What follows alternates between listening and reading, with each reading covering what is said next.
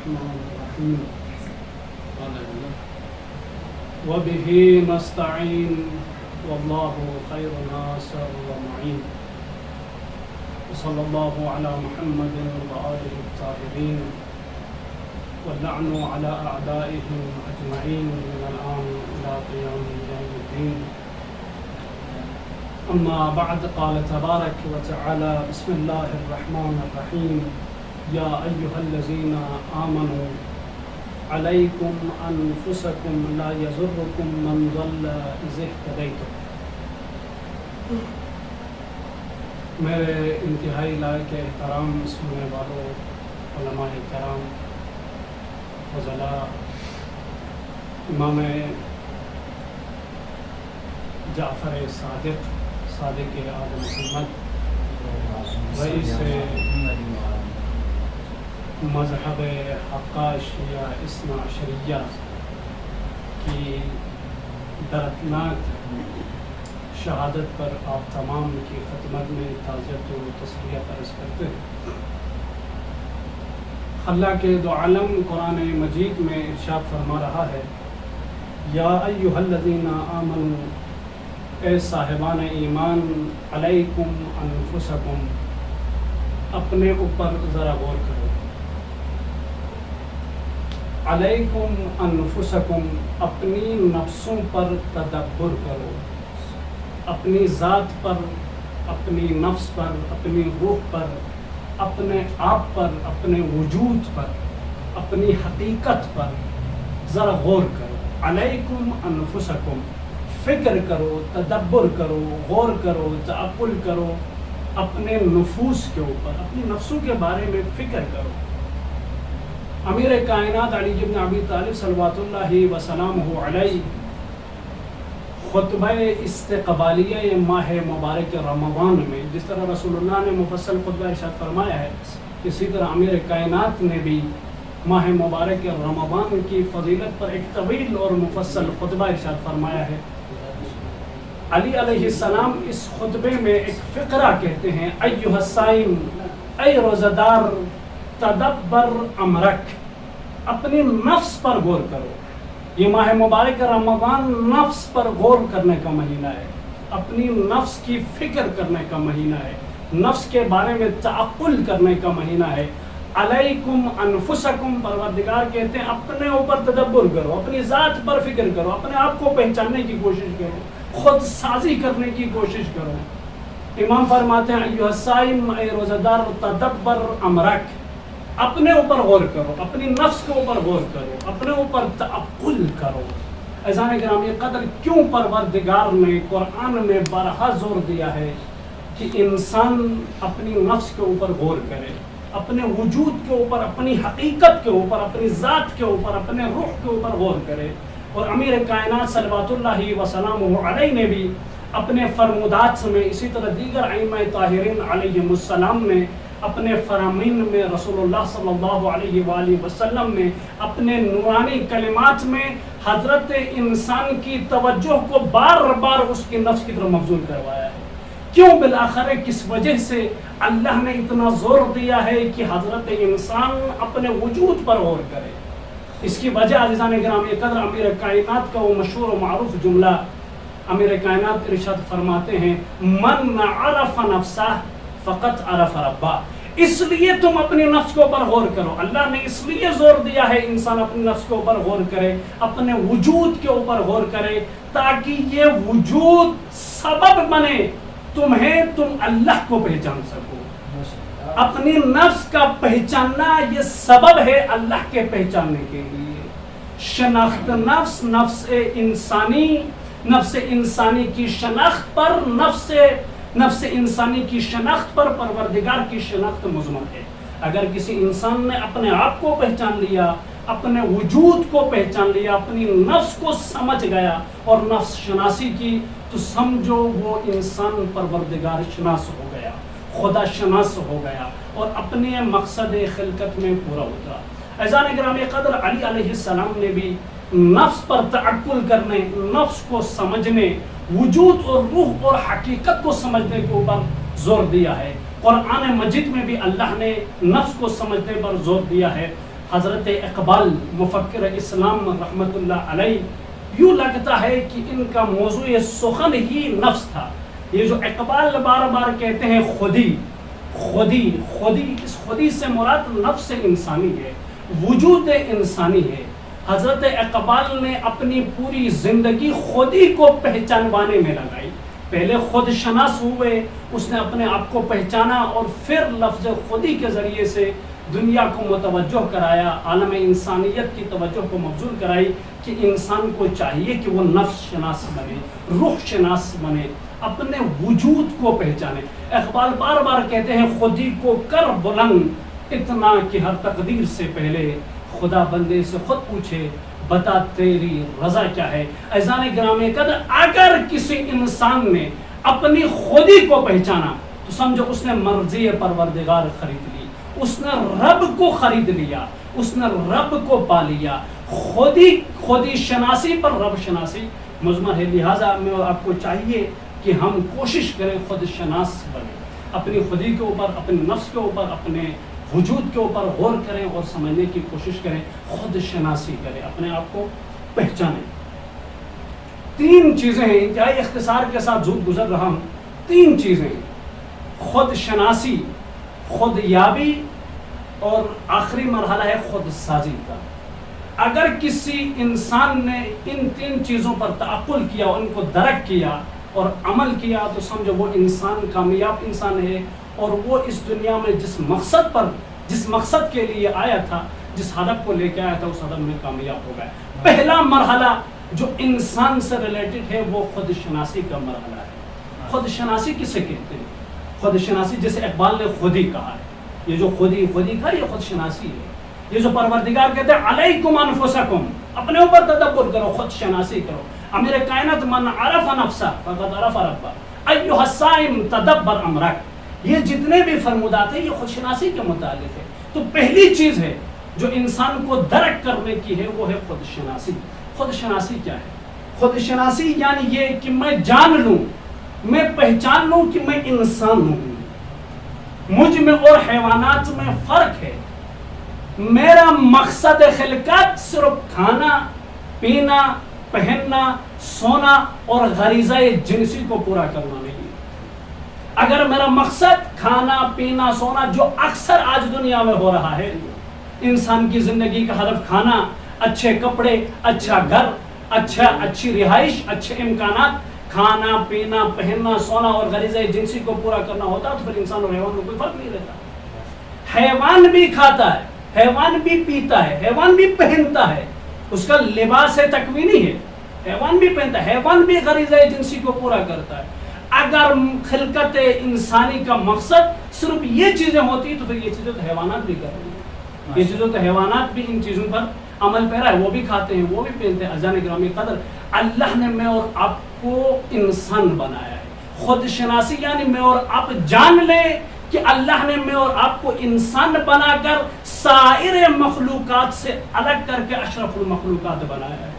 خود پروردگار قرآن مجید میں ارشاد فرماتا ہے لقد کرمنا بنی آدم، ہم نے بنی آدم کو اکرام دی ہے، ہم نے حضرت انسان کو شرف دیا ہے، اشرف المخلوقات بنایا ہے.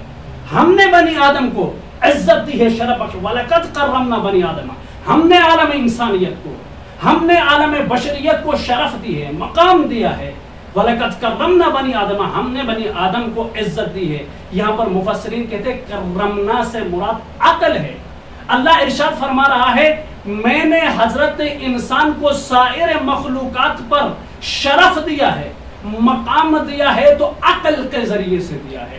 یہ عقل ہے جو انسان کو سائر مخلوقات سے جدا کرتی ہے اور انسان کو ممتاز بناتی ہے، سائر مخلوقات پر افضل بنا دیتی ہے.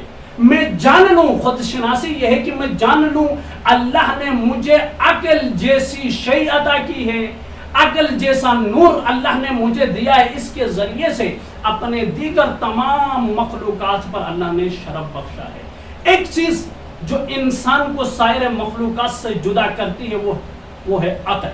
وَلَقَدْ كَرَّمْنَا بنی آدم، ہم نے بنی آدم کو کرامت بخشی ہے. کرامت سے مراد عقل ہے. وَفَضَّلْنَاهُمْ، دوسری چیز خود شناسی، میں یہ جان لوں کہ میں انسان ہوں، عقل کے ذریعے سے میں ممتاز ہوں۔ دوسری چیز وَفَضَّلْنَاهُمْ عَلَىٰ كَثِيرٍ مِّمَّنْ خَلَقْنَا تَفْضِيلًا، پروردگار نے مجھے سائر مخلوقات میں مادی مشترکات میں بھی فضیلت دی ہے۔ اللہ کی جتنی مخلوقات اس کائنات میں پائی جاتی ہے، مادی مشترکات جو حیوانات اور انسانات میں مشترک چیزیں ہیں، ان میں بھی مجھ انسان کو اللہ نے فضیلت دی ہے۔ مثلا کیسے؟ اچانک گرامی قدر، انسان بھی کھاتا ہے، حیوان بھی کھاتا ہے، انسان بھی پہنتا ہے، حیوان بھی پہنتا ہے، انسان بھی سوتا ہے، حیوان بھی سوتا ہے، انسان بھی گھر کا محتاج ہے، حیوان بھی گھر کا محتاج ہے، انسان بھی غریزہ جنسی کو پورا کرتا ہے اور حیوان بھی غریزہ جنسی کو پورا کرتا ہے۔ یہ تمام چیزیں مادی ہیں اور یہ تمام چیزوں میں انسان اور حیوان شریک ہیں۔ اللہ فرما رہا ہے وَفَضَّلْنَاهُمْ عَلَىٰ كَثِيرٍ مِّمَّنْ خَلَقْنَا تَفْضِيلًا، میں نے اپنی کثیر مخلوقات پر حضرت انسان کو شرف بخشا ہے۔ مشترکات مادیہ میں اللہ یہاں پر یہ ارشاد فرما رہا ہے، اس آیت سے یہ سمجھ میں آتی ہے جو مشترکات مادیات ہیں ان میں اللہ نے دیگر سائر مخلوقات پر حضرت انسان کو شرف بخشا ہے۔ کیسے؟ حضرت انسان بھی کھاتا ہے اور حیوان بھی کھاتا ہے۔ انسان کا کھانا حیوان کے کھانے سے افضل ہے۔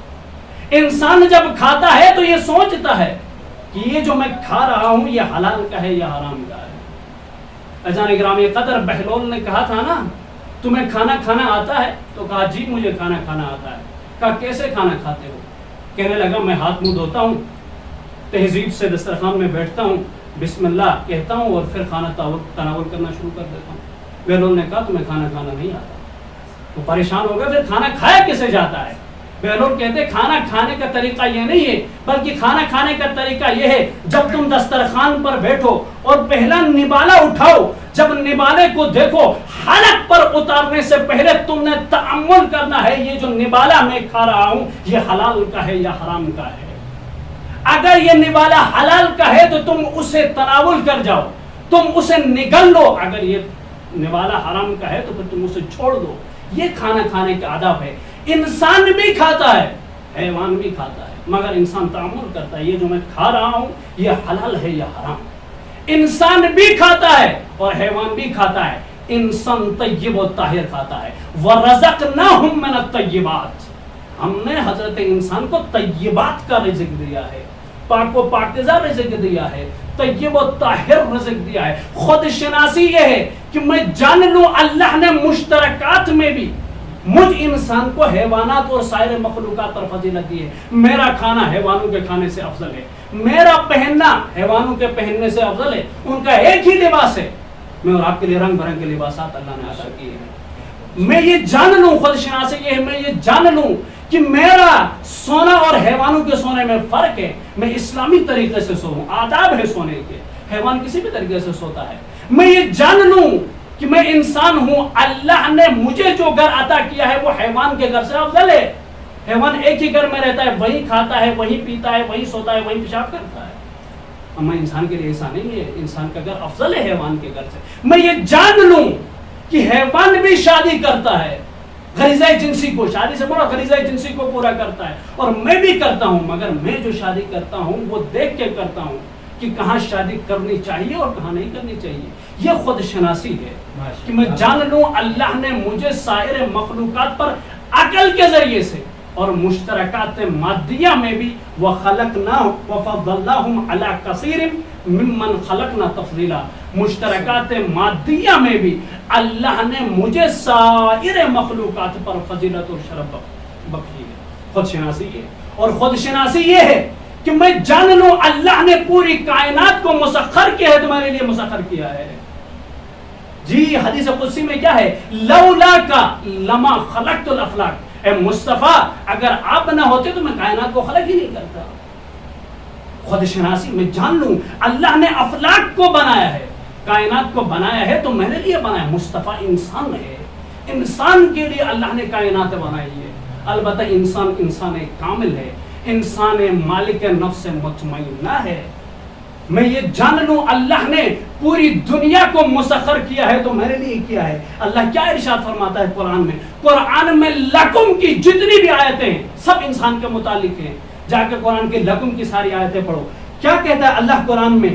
سخر لکم الانہار، ہم نے دنوں کو تمہارے لیے مسخر کیا ہے. میں جان لوں اللہ نے دنوں کو میرے لیے مسخر کیا ہے. خود شناسی میں جان لوں. وسخر لکم الشمس والقمر، اللہ کہتے ہیں میں نے شمس اور قمر کو تمہارے لیے مسخر کر دیا ہے. وسخر لکم اللیل والنہار، لیل اور نہار کو میں نے تمہارے لیے مسخر کر دیا ہے. الغرض پوری کائنات کو اللہ نے مسخر کیا ہے تو حضرت انسان کے لیے مسخر کیا ہے. یہ خود شناسی میں جان لوں. میں یہ جان لوں کہ میں روئے زمین پر اللہ کا خلیفہ ہوں. وَجَعَلْنَا فِي الْأَرْضِ خلیفہ، ہم نے اے آدم آپ کو زمین پر اپنا خلیفہ مقرر کیا ہے. یہ خود شناسی ہے. میں یہ جان لوں کہ اللہ نے مجھے عقل کے ذریعے سے سائر مخلوقات پر فضیلت دی ہے. میں یہ جان لوں کہ مشترکات مادیہ میں بھی اللہ نے مجھے دیگر مخلوقات پر فضیلت دی ہے. میں یہ جان لوں کہ میں زمین پر اللہ کا نمائندہ ہوں.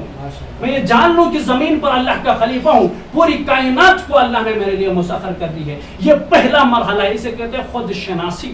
جب میں خود شناسی کر چکا، میں سمجھ گیا کہ میں انسان ہوں اور سائر مخلوقات پر فضیلت رکھتا ہوں، اشرف المخلوقات ہوں، تو پھر دوسری باری آتی ہے خود یابی کی.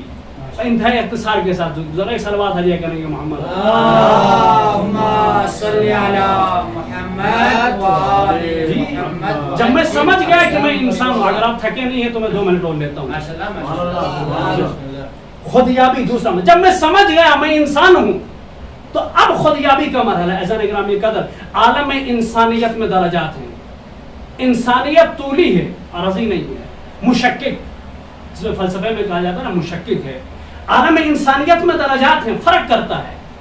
اب میں اور آپ کو دیکھنا ہوگا جب خود شناسی کی ہم انسان ہیں، یہ طے ہو گئے ہم انسان ہیں. سارے مخلوقات پر انسان ہونے کی وجہ سے عقل اور مشترکات مادیہ کی وجہ سے فضیلت رکھتے ہیں. اب میں اور آپ کو دیکھنا ہوگا کہ ہم انسانیت کے کس درجے میں ہیں، انسانیت کے کس کیٹیگری میں ہیں، انسانیت کے کس عہدے پر ہیں. میں اور آپ کو دیکھنا ہوگا. قرآن نے بیان کیا انسانیت کے درجات کو. پہلا درجہ جو انسانیت کا ہے، سب سے اعلیٰ اور اونچا درجہ، کہ میں دیکھ لوں آیا میں صاحب نفس مطمئنہ ہوں. میں نے دیکھنا ہے عالم انسانیت میں، انسانوں میں، آیا میں صاحب نفس مطمئنہ ہوں جو مصداق ارجعی الی ربک راضیۃ مرضیہ ہے.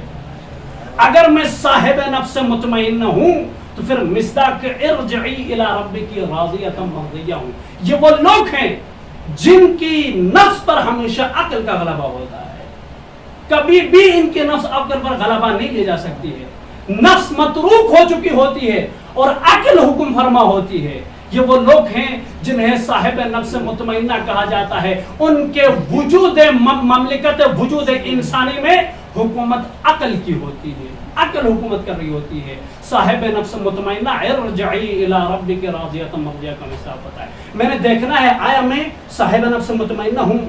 جی اب اس میں ہے تو الحمدللہ، نہیں ہے تو پھر مجھے ڈھونڈنا ہوگا پھر میں کون سے درجے میں ہوں. آیا میں صاحب نفس امارہ ہوں جو مصداق قتل الانسان ہے، مرگ پر انسان، وائے ہو انسان پر، لعنت ہو اس پر.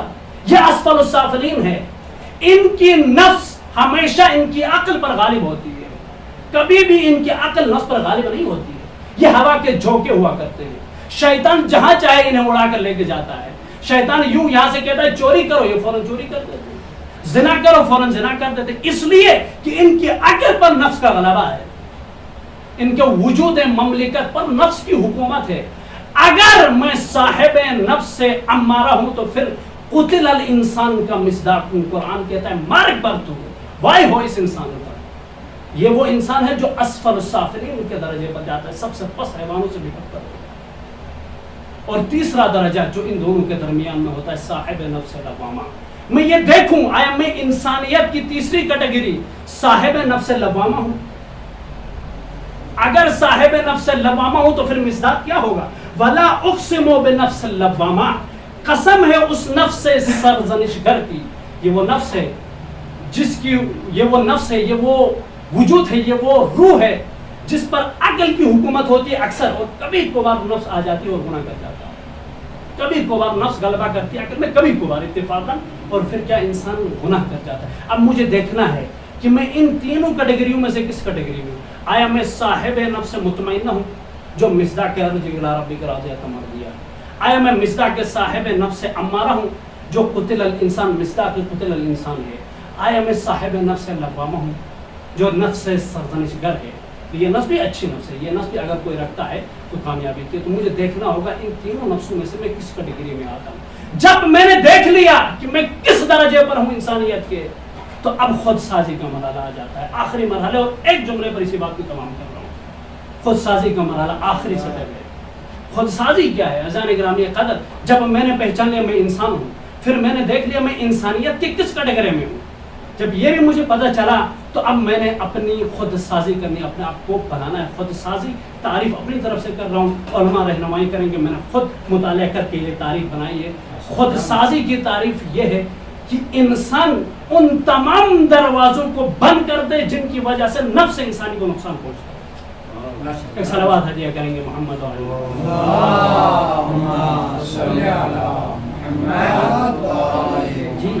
خود سازی یعنی میں ان تمام راہوں کے دروازوں کو بند کر دوں جن کی وجہ سے نفس انسانی کو نقصان پہنچتا ہے. اگر جھوٹ کی وجہ سے میری نفس کو نقصان پہنچائے تو میں جھوٹ کا دروازہ بند کر دوں. غیبت کی وجہ سے اگر میرے نفس کو نقصان پہنچا ہے تو میں غیبت کرنا بند کر دوں. اگر چغلی، منافقت، چوری کی وجہ سے اور حسد کی وجہ سے، بغض کی وجہ سے، کینہ کی وجہ سے، زنا کی وجہ سے، بے شمار گناہ جو نفس کو نقصان پہنچاتے ہیں، اگر ان کے دروازے انسان بند کر دے گا تو پھر وہ انسان کامل بن جائے گا.